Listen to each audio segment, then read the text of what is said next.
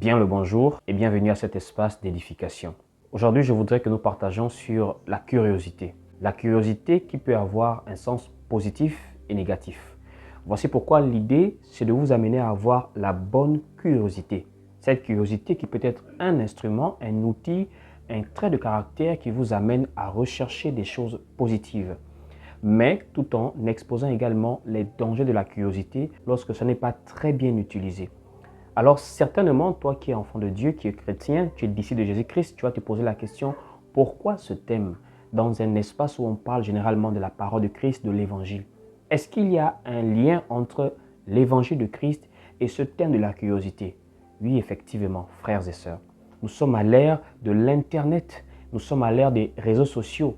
Et ce qui est certain, c'est que la vie de foi de plusieurs personnes est impactée à cause de cet excès de connexion que nous avons. Nous sommes tellement connectés. Nous sommes jour et nuit sur les réseaux sociaux. Et si vous remarquez bien, c'est le fruit d'une certaine curiosité à vouloir tout regarder, à vouloir tout entendre, être au courant de tout, à vouloir tout savoir. Ce qui n'est pas à 100% mauvais, mais je vous assure, ça peut aussi être nuisible dans certaines situations ou encore dans certains cas bien précis. Alors pour faire un lien avec la Bible, puisque nous parlons ici d'édification biblique, de l'évangile de Christ, nous allons regarder par exemple ce que la curiosité a pu faire à un personnage emblématique de la Bible, à Ève, qui a mangé l'arbre de la connaissance du bien et du mal avec Adam. Si vous remarquez bien l'histoire, à la base, Adam avait reçu l'interdiction de manger l'arbre de la connaissance du bien et du mal, la loi, Genèse chapitre 2 au verset 16. Et ainsi, lorsque Ève arrive, Adam va transmettre à Ève l'information, sinon la loi concernant les arbres qu'ils étaient autorisés à manger, sauf l'arbre de la connaissance du bien et du mal. Ainsi, vous allez remarquer quelque chose. Ce n'est pas comme si Ève ne connaissait pas la loi. Ève connaissait la loi. Ève avait des interdits. Ève savait plus ou moins ce qu'il fallait faire et ce qu'il ne fallait pas faire. Mais lorsque Ève s'est laissée aller au discours du serpent, cela a suscité en elle quelque chose qu'elle n'avait pas. Et pourtant, s'il vous plaît, on parle bien de l'arbre de la connaissance du bien et du mal qui était dans le jardin. Donc, ce n'est pas comme si elle ne voyait pas cet arbre. Ce n'est pas comme si elle n'avait pas la connaissance de cet arbre, puisque c'est elle-même qui va dire à Satan, Dieu a dit, nous pouvons manger de tous les arbres du jardin, mais quant à l'arbre de la connaissance du bien et du mal. Donc, elle avait la connaissance de cet arbre. Elle connaissait le regard ou encore la parole de Dieu par rapport à cet arbre. Mais qu'est-ce qui s'est passé? Elle a écouté. Et le fait d'écouter l'a amené également à regarder avec un regard nouveau. Ça veut dire qu'il y avait maintenant de la convoitise. Il y avait maintenant de la curiosité qui est née en elle par rapport au discours du serpent en vue de pouvoir découvrir ce que renfermait l'arbre de la connaissance du bien et du mal. Et nous pouvons remarquer, on va lire cette conversation de Ève avec le serpent. Prenons tous ensemble Genèse chapitre 3, dès le verset 1er, nous allons lire. Il est écrit ici, « Le serpent était le plus rusé de tous les animaux des champs que l'Éternel Dieu avait fait. Il dit à la femme, Dieu a-t-il réellement dit, vous ne mangerez pas de tous les arbres du jardin? La femme répondit au serpent, nous mangeons du fruit des arbres du jardin. Mais quant au fruit de l'arbre qui est au milieu du jardin, Dieu a dit, vous n'en mangerez point et vous n'y toucherez point de peur que vous ne mouriez. Alors le serpent dit à la femme, vous ne mourrez point, mais Dieu sait que le jour où vous en mangerez, vos yeux s'ouvriront et vous serez comme des dieux, connaissant le bien et le mal. Vous voyez ici le discours du serpent. Il est en train de transmettre une connaissance nouvelle à Ève. Il est en train de dire des choses nouvelles à Ève. Ça veut dire qu'il est en train de inciter Ève à avoir un regard différent par rapport à l'arbre. Ce n'est pas qu'elle avait déjà consommé, mais la curiosité s'est développée dans son cœur par rapport à l'interdit de Dieu et par rapport au discours antagoniste du serpent. Et on voit ici maintenant au verset 6, il est écrit, « La femme vit que l'arbre était bon à manger et agréable à la vue et qu'il était précieux pour ouvrir l'intelligence. C'est ensuite maintenant qu'on dit, elle prit de son fruit et en mangea. Elle en donna aussi à son mari qui était auprès d'elle et il en mangea. Donc, elle a commencé à voir et voir, elle a commencé à reconsidérer l'arbre. Puisqu'elle savait que l'arbre avait une interdiction de manger cet arbre, l'arbre de la connaissance du bien et du mal. Mais le discours du diable l'a amené à voir l'arbre sous un autre angle. Et l'angle dans lequel elle voyait maintenant l'arbre, c'était suscité par la curiosité en fait. C'était agréable à la vue, c'était précieux pour ouvrir l'intelligence. Donc elle n'avait pas la conviction, mais elle le pensait et le seul moyen d'en être rassuré, d'en être convaincu, d'en être fixé, c'était de manger l'arbre. Ça ne vous dit rien? Aujourd'hui, nous avons tellement de choses qui peuvent être présentées comme l'arbre de la connaissance du bien et du mal. Regardons un peu les réseaux sociaux. Les réseaux sociaux peuvent avoir un bon côté, peuvent également avoir un côté très nuisible. C'est typiquement un exemple de l'arbre de la connaissance du bien et du mal. Ça veut dire, avant même que vous n'y entrez, vous pouvez déjà vous faire une idée bien propre, bien claire là-dessus. Vous savez que dans les réseaux sociaux, il y a des choses utiles que l'on peut retrouver là-bas. On s'informe là-bas. Vous me suivez grâce aux réseaux sociaux. Il y a tellement de choses utiles qui ont permis à beaucoup de gens de pouvoir se développer dans plusieurs aspects par le canal des réseaux sociaux. Il y a des gens qui donnent des conseils, il y a des gens qui présentent des informations d'ordre scientifique, d'ordre culturel, d'ordre éducationnel dans plusieurs secteurs. Mais nous oublions que les réseaux sociaux ont aussi un côté très nuisible. L'isolationnisme dans lequel nous sommes est de plus en plus terrible. Vous entrez dans un transport en commun, de nos jours, des gens sont capables de faire des heures de voyage, chacun est braqué dans son téléphone. On a de plus en plus du mal à savoir développer des relations humaines. Dans les réseaux sociaux, on voit de la violence, on voit de la vulgarité et surtout de la distraction en excès, au point où il y a des gens qui n'arrivent plus à savoir la dernière fois que ces personnes ont prié. Il y a des gens qui peuvent faire un mois pour 5 minutes de prière, mais des heures pour une journée de 24 heures. Ça montre à quel point c'est un exemple aujourd'hui de ce que nous faisons avec la curiosité lorsqu'elle est mal orientée. Vous savez, quand nous regardons par exemple certaines applications comme TikTok, c'est très addictif, c'est très tendance.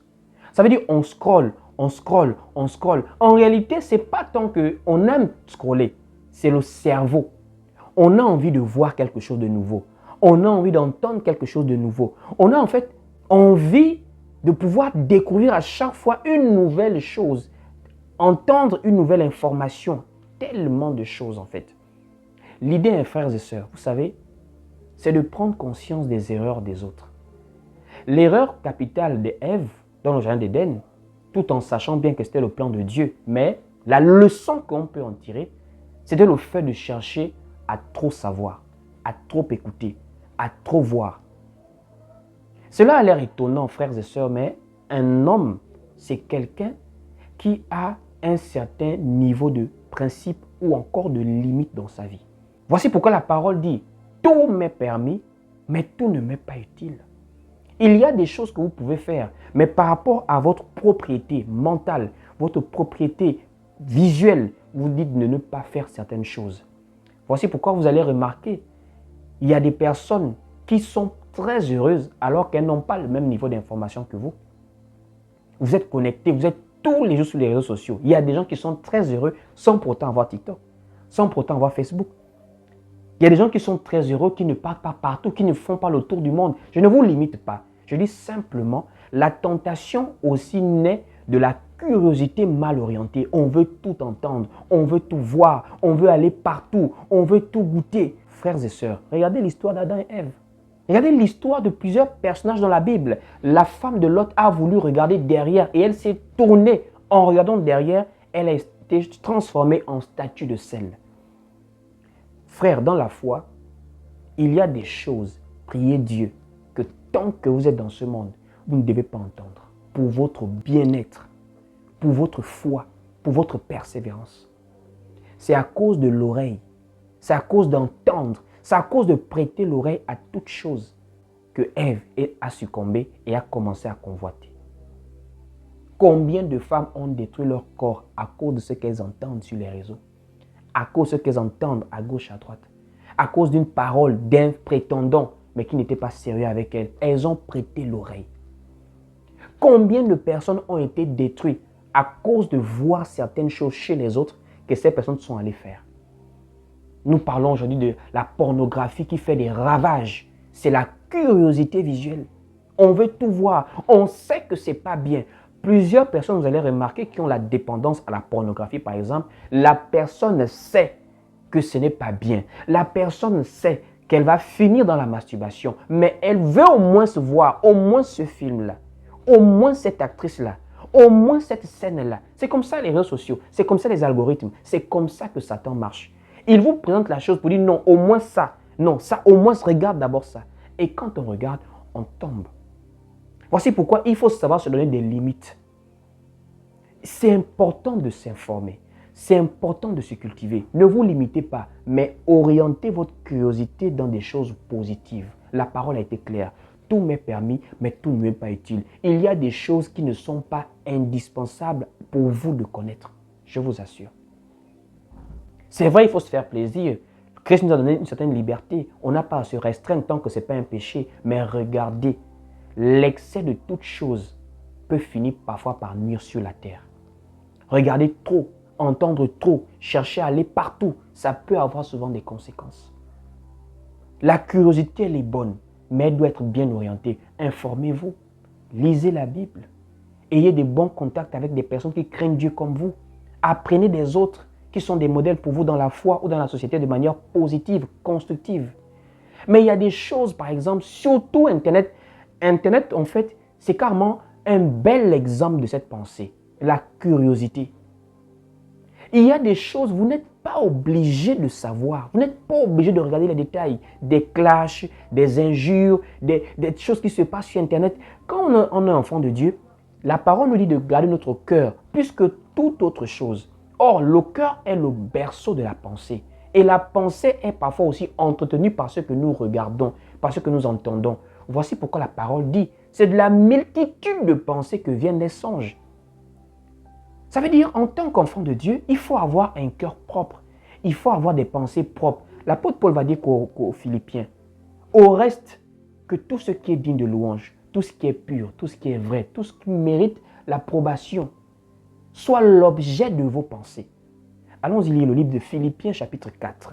Au verset 8, il est écrit ici, au reste, frères, que tout ce qui est vrai, tout ce qui est honorable, tout ce qui est juste, tout ce qui est pur, tout ce qui est aimable, tout ce qui mérite l'approbation, ce qui est vertueux et digne de louange, soit l'objet de vos pensées.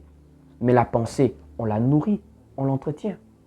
Quelqu'un qui passe son temps à regarder des documentaires instructifs, des émissions chrétiennes de la sainte doctrine, du vrai évangile de Christ, des prédications comme celles que vous regardez ici, des lectures propres par rapport au côté intellectuel, des temps de prière, des temps de partage avec les autres, je vous assure, frères et sœurs, vos pensées sont purifiées et entretenues dans la pureté, frères. Soyez curieux, ne vous limitez pas, mais apprenez à bien cibler ce sur quoi vous mettez votre curiosité. Il y a des choses pour votre bien-être, ne cherchez pas à regarder, ne cherchez pas à entendre, ne cherchez pas à être partout, ne cherchez pas à vous prononcer sur tout. Il faut avoir un certain recul quand on est enfant de Dieu. C'est ça aussi l'Église. L'Église est un peuple qui est hors d'eux, qui porte la parole du Seigneur. Ça veut dire notre vie ne doit pas être confondue à la vie du monde. Mais on doit toujours avoir une marque d'identité propre par la pureté, par la sainteté de notre vie. Vraiment, j'espère que quelqu'un a été richement béni par rapport à cela. Tu es trop distrait. Tu es trop pollué dans ta pensée. Tu es trop pollué par ce que tu regardes, par ce que tu entends. Et cela vient de la manière dont tu t'exposes. Tu suscites la curiosité vers des choses qui n'en valent pas la peine. Que le Seigneur vraiment te fortifie et te délivre de cette mauvaise curiosité et t'enrichisse de la bonne curiosité. Que Dieu vous bénisse. Nous sommes arrivés au terme de cette vidéo. Je remarque que plusieurs personnes parfois ont la possibilité de regarder mais ne partagent pas. C'est dans l'unité qu'on peut vraiment faire des choses. Donc, partagez massivement la vidéo, likez, laissez un commentaire pour nous encourager, pourquoi pas. Et surtout, s'il y a des questions, n'oubliez pas de revenir vers nous, soit en commentaire, soit sur WhatsApp. Et pour ceux qui veulent nous soutenir, écrivez-nous sur WhatsApp pour pouvoir apporter votre participation. Nous sommes joignables sur WhatsApp au plus 241 74 31 70 87. C'est également par ce numéro que vous pouvez nous joindre si vous êtes seul dans votre côté et que vous avez besoin d'un groupe de personnes en ligne avec lesquelles persévérer. Que Dieu vous bénisse. On se voit pour une prochaine vidéo d'édification. Shalom, paix et grâce à tous.